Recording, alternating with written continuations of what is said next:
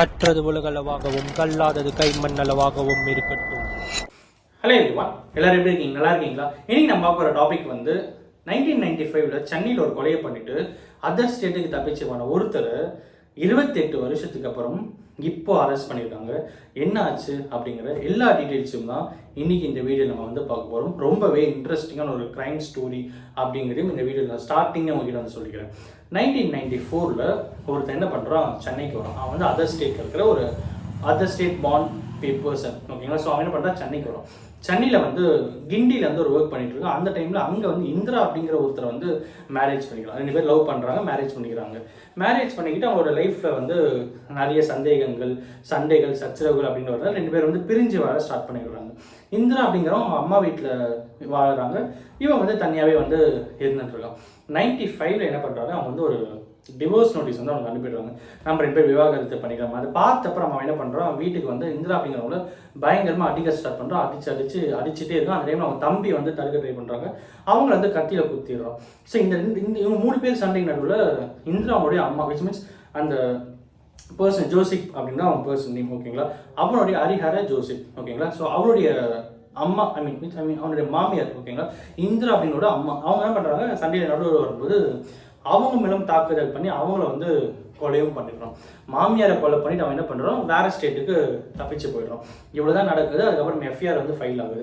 FIR file பண்ணி investigation start பண்ணுறாங்க. Investigation பண்ணி அப்படி எப்படின்னா அரெஸ்ட் பண்ணணும் அப்படின்னு சொல்லிட்டு தீவிரமாக ட்ரை பண்ணாங்க. பட் அன்ஃபார்ச்சுனேட்லி அவன் வேற ஸ்டேட்டில் இருக்கிறதால அவன் அவ்வளோ ஈஸியாக ட்ராக்கும் பண்ண முடியல. அந்த எல்லாத்துக்கும் மேலே அவ்வளோ ஈஸியாக அவன் வந்து நெருங்கவும் முடியல. அப்படிங்கிறதுனால இந்த கேஸ் வந்து கிட்டத்தட்ட 28 இயர்ஸாக ட்ராக் ஆகிட்டே வந்துட்டு இருக்கு. ஃபர்ஸ்ட் 10 இயர்ஸ் ட்ராக் ஆகும்போது 2005 என்ன பண்ணுறாங்க, ஹைகோர்ட்டில் வந்து போலீஸ் டிபார்ட்மெண்ட் ஒரு பெட்டிஷன் சப்மிட் பண்ணுறாங்க. இந்த மாதிரி அவனை தேடிட்டு இருக்கோம், அவன் மிஸ்ஸிங் இருக்கான், வாண்டட் லிஸ்ட்டில் இருக்கான், அவன் வந்து நம்மகிட்ட கண்டுபிடிச்சோம்னு சொல்லி ஒரு பெட்டிஷன் வந்து டாக்கல் பண்ணுறாங்க. அதுக்கப்புறம் என்ன ஆகுதுன்னா, லாஸ்ட் இயரில் அது வந்து ஆடிட்டில் வருது. ஹைகோர்ட் ஆடிட்டில் வரும்போது அந்த கேஸை எடுத்து ஏன் இந்த கேஸ் இன்னும் பெண்டிங்கில் இருக்குது அப்படின்னு சொல்லி அவங்க கேட்குறாங்க. அந்த எல்லாத்துக்குமே அந்த கேஸ் ஏன் அவ்வளோ சீக்கிரம் எதனா வந்து ஆக்ஷன் எடுங்க, அந்த கேஸை க்ளோஸ் பண்ணுங்க அப்படின்னு சொல்லிட்டு சஜஸ்ட் பண்ணுறாங்க. ஸோ அதன் அடிப்படையில் என்ன பண்ணுறாங்கன்னா, சந்தீப் ராய் சார், ஓகேங்களா, போலீஸ் டிபார்ட்மெண்ட்டுடைய ஹையர் அஃபிஷியல்ஸ், அப்புறம் வந்து புருஷோத்தமன் சார். ஸோ இவங்க எல்லாருமே என்ன பண்ணுறாங்க, ஒரு ஸ்பெஷல் டீம் ஒன்று வந்து ஃபார்ம் பண்ணுறாங்க.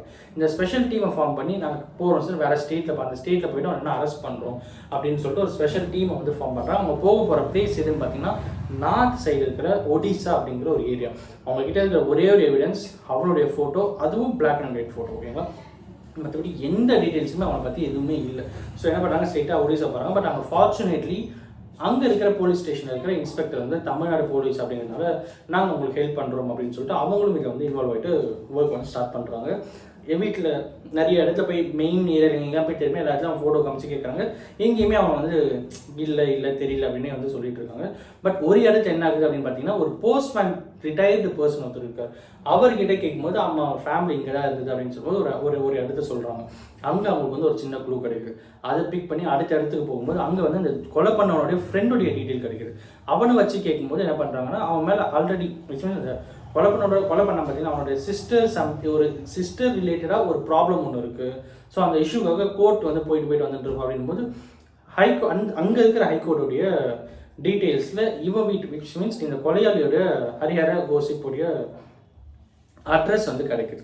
இந்த அட்ரஸை பிடிச்சி என்ன பண்ணாங்க, வீட்டாண்ட போய் கேட்கும்போது அவன் வந்து அதுக்குள்ளே இவ்வளோ டீட்டெயில்ஸும் அவன் கேதர் பண்ணி உள்ளே போகிறதுக்குள்ள அவன் வந்து தப்பிச்சு போயிடுறான்.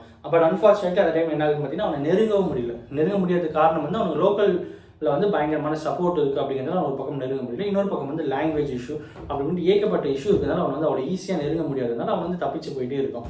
ஸோ தமிழ்நாடு போலீஸ் டிபார்ட்மெண்ட் வந்து ஒரு பிளான் பண்ணுறாங்க. சரி, ஓகே, நம்ம வந்து அவனை நெருங்க முடியல, நம்ம வந்து கிளம்பிடலாம் அப்படின்னு சொல்லிட்டு அங்கே வந்து ஒரு ரூமரை ஸ்ப்ரெட் பண்ணுவோம் அப்படின்னு சொல்லிட்டு ட்ரை பண்ணுறாங்க. அவங்க அங்கே இருக்கிற லோக்கல் போலீஸ் சப்போர்ட் என்ன பண்ணுறாங்கன்னா, இந்த மாதிரி இவங்க வந்து தேடி வந்தாங்க. இவனை தேடி வரும்போது இங்கே அவன் இல்லை அப்படிங்கிறதால அவன் ஈஸியாக நெருங்க முடியல அப்படின்னா தமிழ்நாடு போலீஸ் டிபார்ட்மெண்ட் திரும்பி போயிட்டாங்க. இங்கே இல்லை அப்படின்னு சொன்னதும் தலைமறைவாக இருந்த அந்த கொலையாளி என்ன பண்ணுறான்னா, திருப்பி அவன் ஊருக்குள்ளே வரான். அந்த ஊருக்குள்ளே வரும்போது அவனை அரெஸ்ட்டும் பண்ணுறாங்க. ஒரு மிகப்பெரிய ஒரு சம்பவம். இப்போ நான் சொன்னது எல்லாமே வந்து ஈஸியாக இருக்கும், சிம்பிளாக இருக்கும். பட் யோசிச்சு பாருங்கள், 28 வருஷத்துக்கு முன்னாடி ஜஸ்ட் ஒரே ஒரு ஃபோட்டோ, ஓகேங்களா, அந்த ஃபோட்டோவை மட்டுமே க்ளூவாக வச்சு 28 வருஷத்துக்கு அப்புறம் இப்போது ஒருத்தர் தேடி கண்டுபிடிச்சி அரெஸ்ட் பண்ணணும் அப்படிங்கிறது வந்து அவ்வளவு ஈஸியான டாஸ்க் இல்லை. அந்த தேடி கண்டுபிடிச்சி அரெஸ்ட் பண்ணுறது கூட வித்தின் எ ஸ்டேட் கிடையாது. ஓகேங்களா. வேறு ஸ்டேட், நார்த் சைடு இருக்கிற ஸ்டேட்டு, அங்கெல்லாம் எப்படி இருப்பாங்க அப்படிங்கிறது உங்களுக்கு நான் சொல்லி தெரியணும் அப்படிங்கிறதுல எல்லா ஸ்கேம்ஸ்லேருந்து எல்லாமே மோஸ்ட்லி நார்த் சைடுலேருந்து வருது அப்படின்னும்போது அந்த பர்டிகுலர் பிளேஸில் ஒருத்தர் போயிட்டு அரெஸ்ட் பண்ணணும் அப்படிங்கிறது வந்து கிட்டத்தட்ட தீரன் அதிகாரம் பண்ணுற சேலஞ்ச் மாதிரி தான் போலீஸ் டிபார்ட்மெண்ட் இங்கேருந்து எஃபோர்ட் போட்டு அங்கே போயிட்டு பிடிச்சாங்க. அண்ட் இப்போ அவரை வந்து ட்ரெயினில் கூட்டிகிட்டு வந்து இங்கே கூட்டிகிட்டு வந்திருக்காங்க அப்படிங்கிறதும் இந்த வீடியோ அவங்ககிட்ட சொல்லணும்னு நினச்சேன். எல்லாத்துக்கும் மேலே போலீஸ் டிபார்ட்மெண்ட் நிறைய டைம் வந்து சொல்லிட்டு இருக்கோம், ஒர்க் ஸ்லோவாக பண்ணுறாங்க, அது இது அதுன்னு சொல்லிகிட்டே இருக்கும். பட் எல்லாத்துக்கும் மேலே தமிழ்நாடு போலீஸ் டிபார்ட்மெண்ட் வந்து ஒரு highly qualified Tamil Nadu police department அப்படிங்கிறத அப்போ அவங்க ப்ரூவ் பண்ணிட்டு தான் இருக்காங்க அப்படிங்கிறதுக்கு இந்த ஒரு கேஸும் சாட்சி அப்படிங்கிறது தான் யதார்த்தமான உண்மை. அந்த ஸ்பெஷல் டீமுக்கு அவ்வளவு பாராட்டுகள் ஹையர் அஃபீஷியல்ஸ் கிட்ட இருந்து, அவ்வளவு சாதாரண வேலையை அவங்க பண்ணல அப்படிங்கிறது தான் யதார்த்தமான உண்மை. ஒருத்தரை பற்றி நம்ம நிறைய நெகட்டிவ் விஷயங்கள் இருக்கும்போது அவங்கள பற்றி இருக்கிற பாசிட்டிவ் விஷயமும் வந்து நம்ம எப்பயுமே அட்ராக்ட் பண்ணணும் அப்படிங்கிறதுனால தான் இன்றைக்கி இந்த வீடியோ மேக் பண்ணேன். எல்லாத்துக்கும் மேலே இந்த வீடியோவில் எண்டில் நான் சொல்கிற ஒரே விஷயம் என்ன அப்படின்னு பார்த்தா, Tamil Nadu police department is always great அப்படிங்கிறத எனக்கு வீடியோ சொல்ல நினச்சேன். அண்ட் ஃபேமிலி இங்கே இருக்கிற அவங்களுடைய ஃபேமிலிஸ்லாம் விட்டுட்டு ஒருத்தர் அரெஸ்ட் பண்ணுறதுக்கு வேறு ஸ்டேட்டுக்கு போயிட்டு அங்கே இருக்கிற சேலஞ்சஸ், லாங்குவேஜ், தங்கிறதுக்கு, அப்புறம் வந்து அன்னோன் பர்சன்ஸ் யாருமே தெரியாது. நம்ம அந்த ஸ்டேட்டில் போய்ட்டு ஒரு போலீஸ் டிபார்ட்மெண்ட்னா உங்களுக்கு யாருமே தெரியாது, சுத்தமாக யாருமே தெரியாது. ஜஸ்ட் அவங்க எந்த ஒரு இன்ஸ்பெக்டர் மட்டும்தான் அவங்களுக்கு தெரியும். பட் மற்றபடி அவங்களுக்கு யாருமே தெரியாத ஒரு இடத்துக்கு போயிட்டு 28 வருஷத்துக்கு முன்னாடி இந்த ஒரு ஃபோட்டோவை வச்சு ஒருத்தர் அரெஸ்ட் பண்ணுற கெப்பாபிலிட்டி நம்ம தமிழ்நாடு போலீஸ் டிபார்ட்மெண்ட் மட்டும்தான் இருக்குது அப்படிங்கிறது தான் இன்றைக்கி இந்த வீடியோ மூலமாக சொல்ல நினச்சேன். This video will be dedicate to our Tamil Nadu police department அப்படின்னு சொல்லி இந்த வீடியோ முடிக்கிறேன். அண்ட் எல்லாத்துக்கும் மேலே இந்த வீடியோ நான் ஒருத்தருக்கு நாலேஜ் ஷேரிங்காக இருக்குன்னு சொல்லிட்டு நான் நம்புகிறேன். Thanks so much.